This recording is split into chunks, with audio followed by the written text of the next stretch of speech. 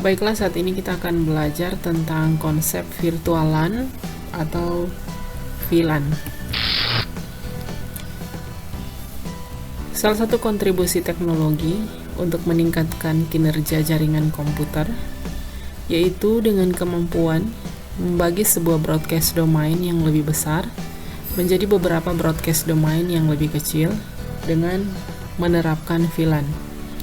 Jadi salah satu tujuan daripada penerapan VLAN adalah untuk mempermudah pengelolaan data dan proses pengiriman data pada jaringan komputer. Broadcast domain yang lebih kecil akan membatasi perangkat yang terlibat dalam aktivitas broadcast. Metode transmisi atau pengiriman data. Pertama, unicast. Ini teknik komunikasi dalam jaringan secara point to point. Jadi data dikirim dari satu komputer, satu host ke satu komputer lainnya. Jadi di sana ada satu pengirim, komputer pengirim mengirim data ke satu komputer penerima. Jadi contoh penerapan daripada unicast ini ketika file sharing antar komputer dalam jaringan, kemudian saat kita membrowsing ataupun mengakses file server. Kemudian yang kedua, metode anycast. Jadi teknik komunikasi dalam jaringan secara point to point nearest. Jadi di sini data dikirim dari satu host atau satu komputer ke host tertentu. Jadi dalam transmisi anycast ini antara si pengirim dan si penerima itu mempunyai alamat yang jelas. Namun untuk menuju ke penerima akan menggunakan satu titik atau poin sebuah grup yang memiliki jalur terdekat. Ini contoh penerapan daripada anycast ini ditemukan pada penggunaan alamat anycast pada IPv6 ya, IP versi 6.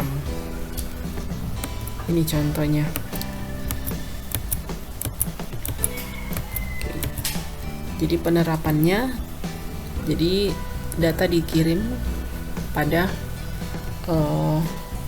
host atau komputer tertentu.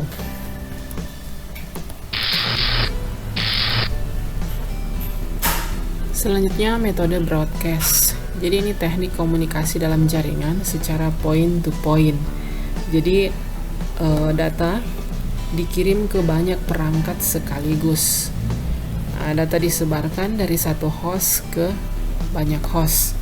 Jadi di sini dalam teknik broadcast, jadi pengiriman data itu, jadi tujuannya itu ke semua alamat yang berada dalam satu jaringan. Jadi ketika data dikirimkan, maka semua komputer yang ada dalam jaringan tersebut akan menerima data tersebut. Jadi contohnya seperti ini. Jadi ketika dalam satu jaringan dikirim data secara broadcast, maka semua komputer yang ada dalam jaringan tersebut akan menerimanya. Jadi contoh penerapan daripada metode broadcast ini pada siaran TV dan radio ataupun dalam proses DHCP. Kemudian yang keempat, multicast. Jadi teknik komunikasi dengan tujuan alamat grup dalam satu jaringan. Jadi di sini data disebarkan dari satu host ke grup host. Jadi kita lihat penerapannya seperti ini ya. Jadi dia hampir sama sebenarnya dengan metode broadcast yang multicast ini.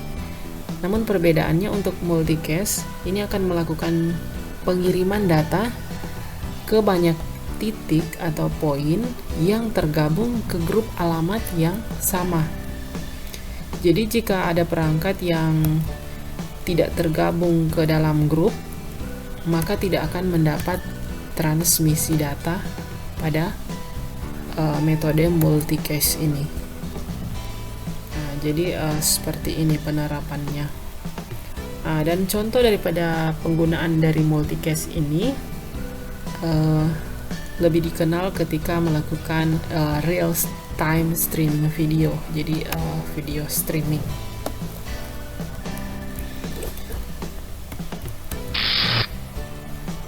Oke, selanjutnya kita masuk pada penerapan daripada virtualan. Jadi penerapan teknik virtualan ini atau VLAN itu sangat erat kaitannya dengan peningkatan kinerja jaringan maupun kemudahan dalam pengelolaan jaringan komputer.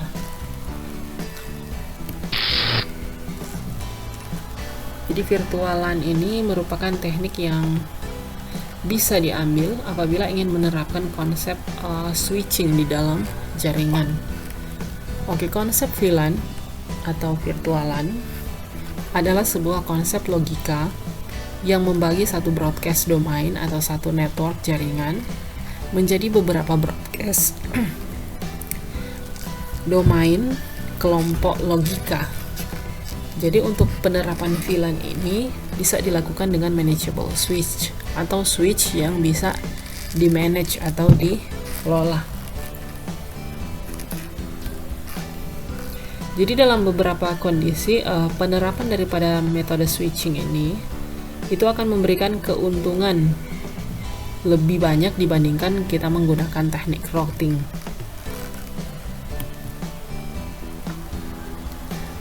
Mengapa menggunakan VLAN? Jadi untuk memudahkan pemahaman tentang VLAN ini, maka bisa kita lihat pada gambar contoh penerapannya. Jadi skenario jaringannya ini seperti pada sebuah kantor ya. Jadi sebuah kantor ini terdiri dari beberapa karyawan, dan karyawan ini berasal dari 3 divisi atau departemen. Ada divisi networking, kemudian ada divisi programmer, dan ada divisi human resource development. Nah, selanjutnya ketika misalkan komputer dari divisi networking, jadi karyawannya ingin mengirimkan data ke komputer yang lainnya yang ada dalam divisi networking. Jadi ketika data tersebut di broadcast, maka semua komputer yang terhubung pada jaringan ini akan menerima broadcast data dari komputer yang ada di divisi networking tadi. Padahal informasi yang diberikan itu hanya untuk kepentingan divisi networking, tapi bisa diakses oleh divisi programmer ataupun divisi HRD. Nah, di sini untuk mengendalikan broadcast domain tersebut, maka solusinya harus melakukan segmentasi jaringan dengan menggunakan switch. Karena memiliki 3 divisi, maka administrator jaringan berinisiatif menggunakan 3 switch. Jadi masing-masing 1 switch untuk setiap divisi. Jadi dengan terpisah ke beberapa switch. Di sini kita lihat karena sudah menggunakan 3 switch, maka jaringan tersebut akan terpecah seperti gambar ini menjadi 3 bagian ini dan menjadi 3 broadcast domain. Tentunya di sini harus juga menyediakan 3 interface ya. Jadi untuk mengakses internet. Jadi 3 switch dan 3 interface pada router. Dan ini merupakan pemborosan, jadi tidak efisien. Jadi untuk meningkatkan efisiensi daripada jaringan ini, maka untuk itulah teknik virtualan ini dapat diterapkan.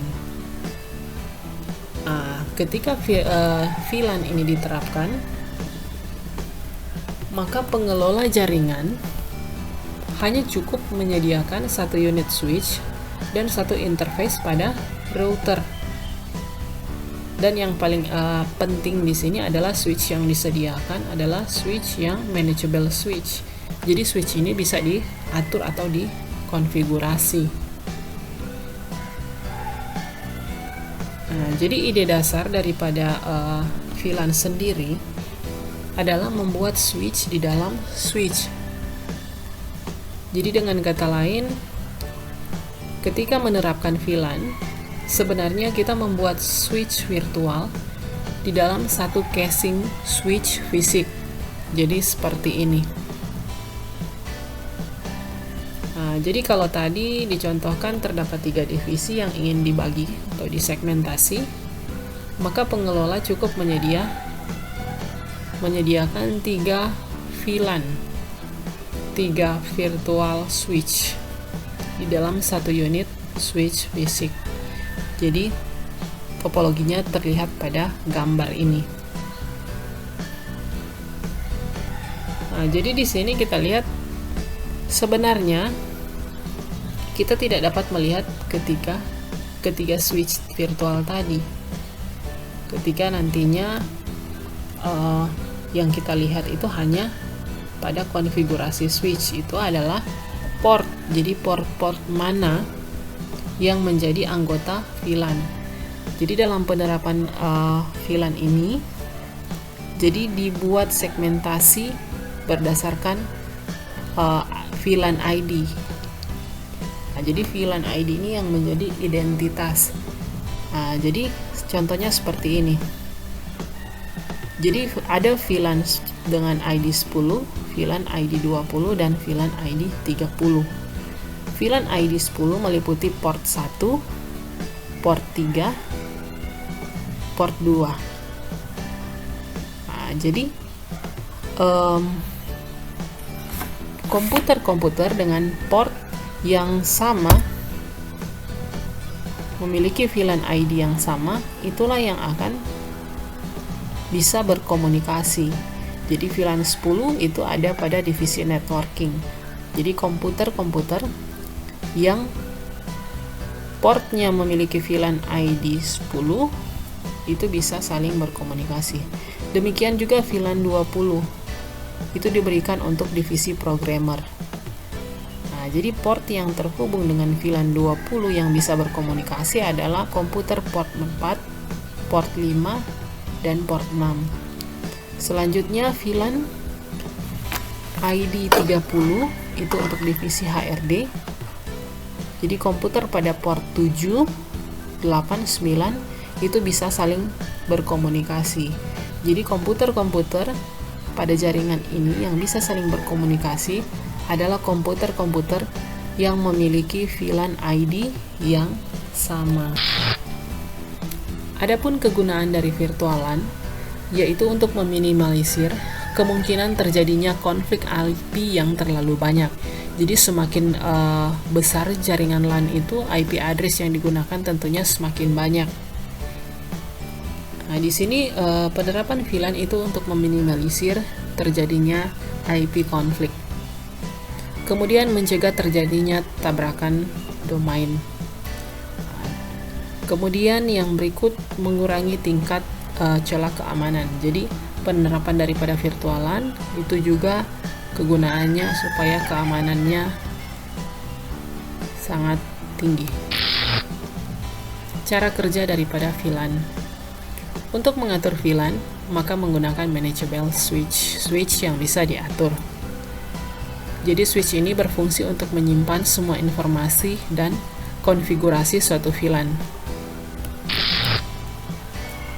Jadi switch ini akan menentukan kemana data akan diteruskan dan dapat pula digunakan untuk software pengalamatan ya, untuk menandai suatu VLAN beserta workstation yang di dalamnya. Tentunya juga untuk menghubungkan antar VLAN dibutuhkan sebuah router. Kelemahan dari penerapan VLAN. Yang pertama, secara logika berbeda network, tetapi secara fisik berada pada satu network atau jaringan yang sama. Kedua, ketika jumlah host atau komputer banyak, maka kerja daripada DHCP, Dynamic Host Configuration Protocol, akan terganggu. Adapun keuntungan penggunaan VLAN, yang pertama, dengan penerapan VLAN itu akan meningkatkan keamanan dalam jaringan komputer. Kemudian, memudahkan dalam pengelolaan jaringan komputer, sehingga kinerja atau performa daripada jaringan komputer ini akan semakin meningkat. Kemudian yang terakhir, mengurangi traffic broadcast. Jadi jika sebelumnya mempunyai jaringan LAN yang cukup besar dan dibagi dengan penerapan VLAN, maka traffic broadcast atau lalu lintas pengiriman data hanya akan di broadcast atau dikirim sesuai dengan VLAN masing-masing, sehingga mengurangi traffic daripada broadcast pada jaringan komputer. Demikian untuk materi virtual LAN, semoga bermanfaat.